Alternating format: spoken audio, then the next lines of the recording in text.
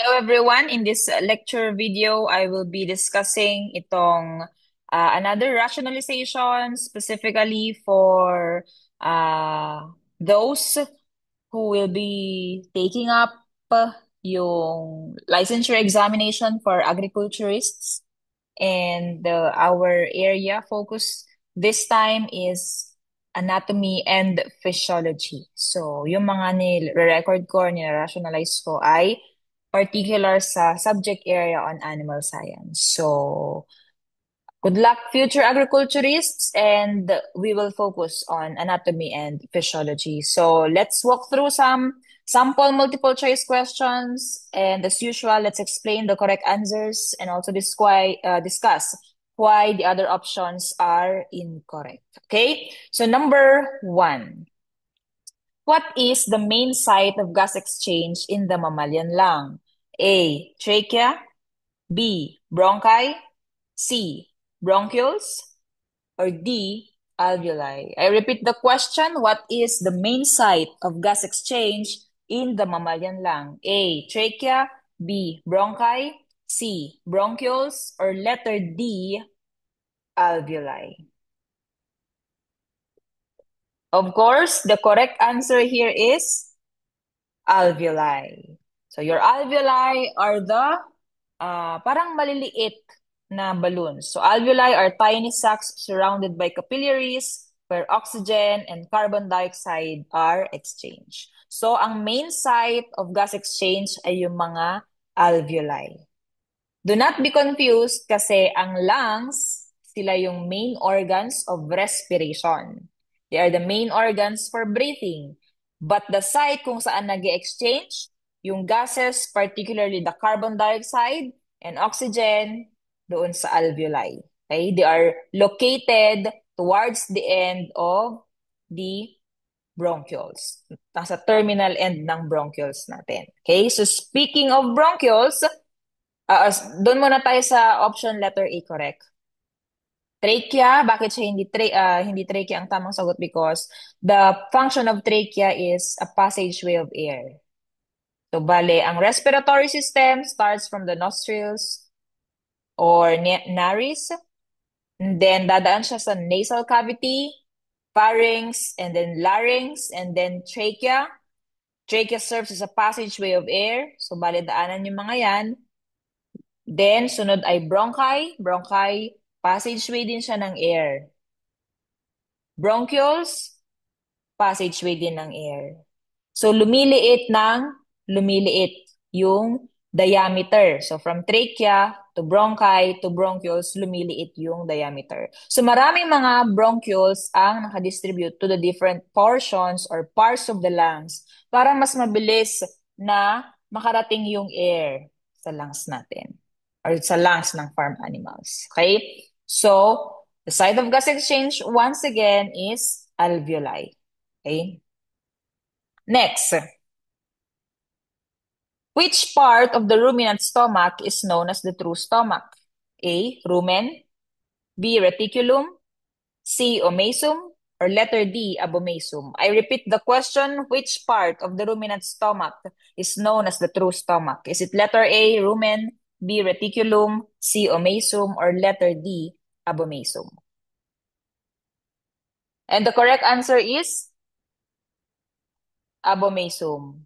Okay? So, bakit siya tinawag na true stomach? When we say true stomach, it resembles the function of the stomach of monogastric animals. And the stomach of monogastric animals secrete enzymes or secrete hydrochloric acid. So, yung mga digestive enzymes secreted by the true stomach or the stomach of monogastric animals helps in the breakdown of proteins para maging absorbable units siya.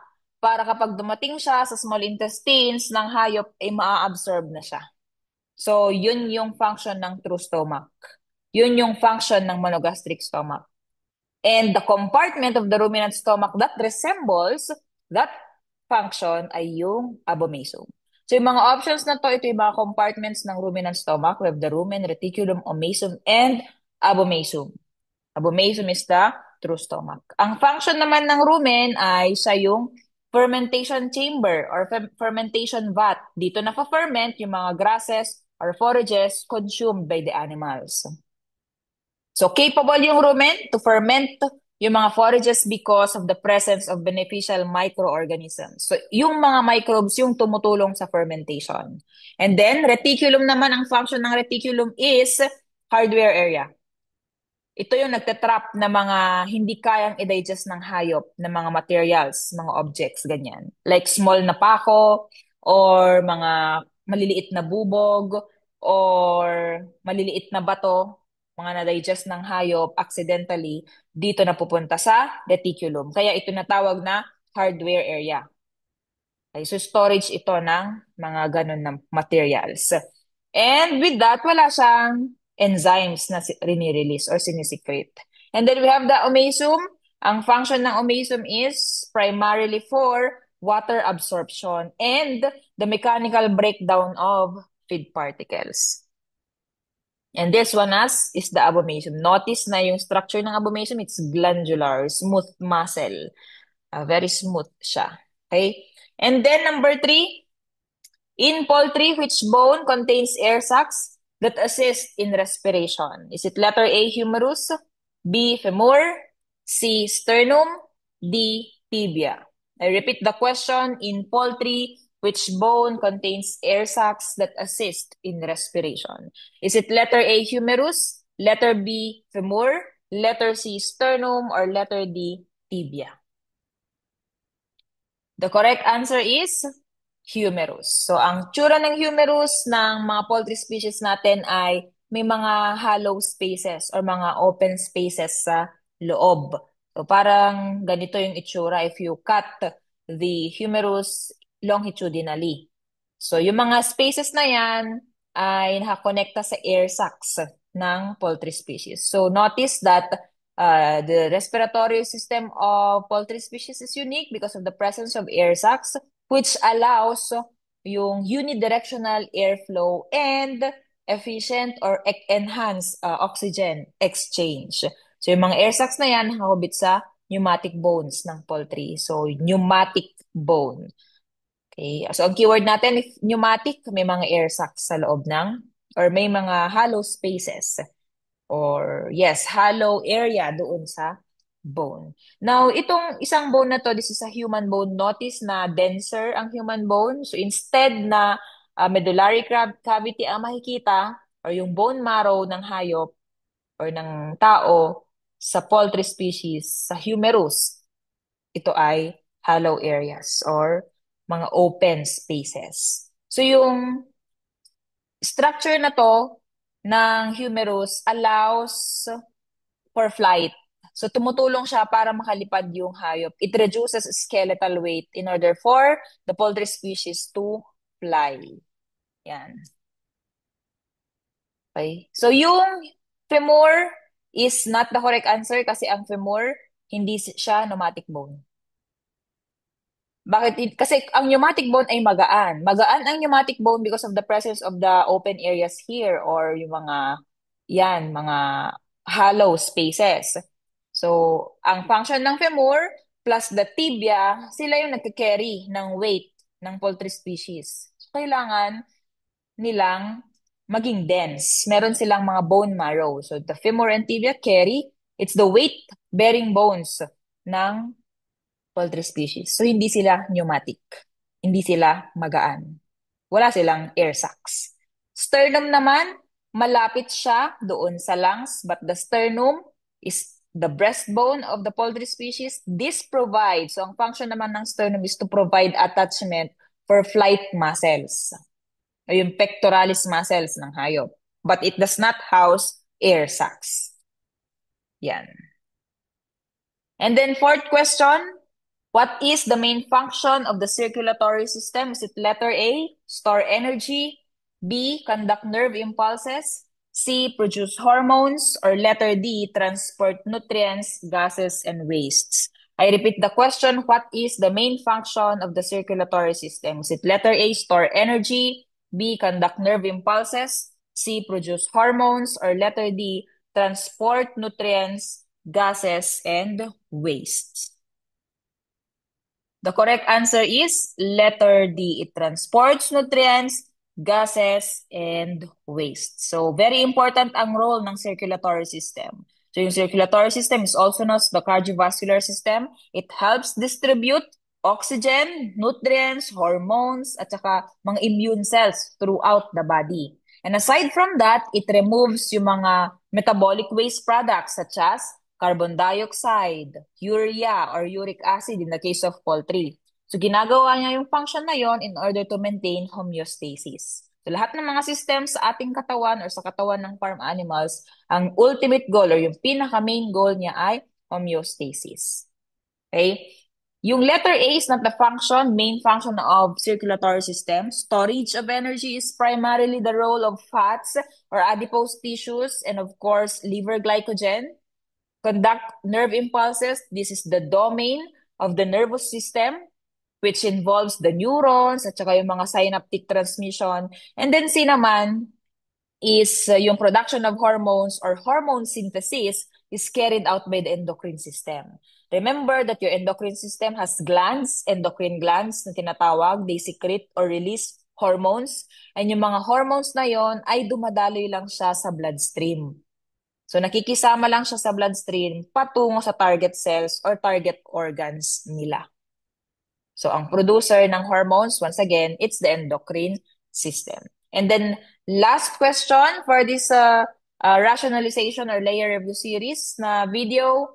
Last question is, which organ produces sperm cells in male farm animals? Is it letter A, epididymis, B, testis, C, vas deferens, or letter D, prostate gland? I repeat the question, which organ produces sperm cells in male farm animals? Is it letter A, epididymis, B, testis, C, vas deferens, or letter D, prostate gland? Of course, the correct answer is testis, or sometimes we call this as testicles. So these are the primary reproductive organs in male animals. Sila yung responsible sa tinatawag natin na spermatogenesis. So kung ang tanong ay which organ is responsible for spermatogenesis, yun yung reconstructed question for question number 5. So spermatogenesis from the term sperma, sperm. Genesis refers to production or synthesis. So, yan yung site of spermatogenesis. It's the testis or testicles. And another function of testis is the secretion of testosterone. And testosterone is the main sex hormone of males na siyang nagre-regulate ng secondary sexual characteristics at saka mga reproductive behaviors, especially when the male farm animals reach puberty. Ngayon, ano naman yung epididymis? Epididymis is dito muna. Kumbaga, dito muna nag-i-stop over. The testicles, katabi lang niya yung epididymis. Because once the testicles produce sperm cells, mag-i-stay muna, mag-i-stop over muna sa epididymis para mag-mature. Once it matures, dadaan na siya sa vas deferens or ductus deferens. So, ductus deferens or vas deferens is a muscular tube na siyang tumutulong sa transport of sperm palabas through the urethra. And then your prostate gland, it's not visible here, but the function of the prostate gland is not the production of sperm cells, but rather in the production of fluid para maging semen ang mailabas. So ang semen is may sperm cell at may kasamang fluid, and yung fluid na yon, it enhances the viability or the survivability of the sperm so that it will be able to fertilize the ova produced by the female farm animals. Okay? So I hope that you learned something from this rationalization video, particularly focused on animal anatomy and physiology. We tackled important topics, right, such as gas exchange, the ruminant stomach, poultry respiration, circulatory function, and reproduction in male farm animals. Okay, always remember that you don't just memorize, but understand the very principle, then apply it. Okay, so that's how you will succeed in the board exam and in your future as an agriculturist. So thank you very much, everyone, and I hope you learned something.